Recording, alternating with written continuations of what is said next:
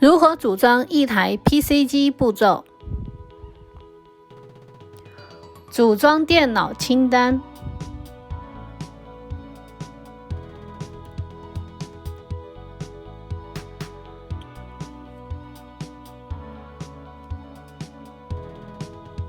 1、释放静电，准备材料和工具。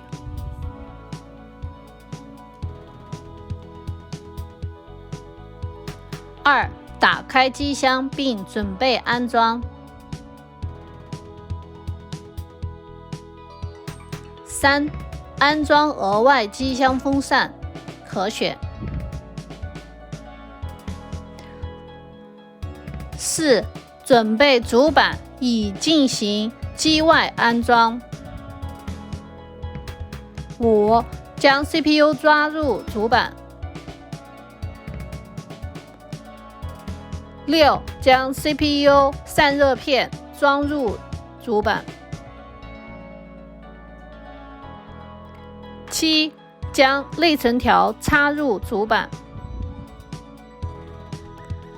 8、快速检测核心组件，可选。9、将主板装入机箱。10、安装显卡等其他 PCIe 卡。11、将硬盘装入机箱。12、将光驱装入机箱。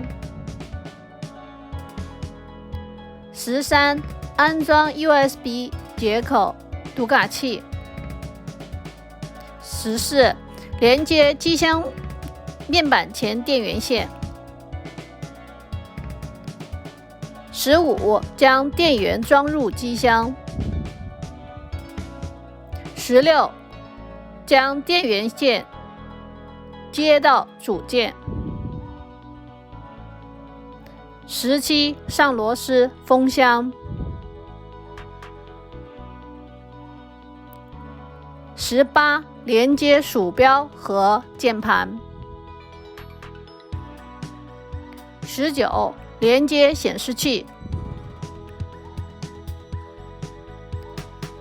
20、安装操作系统。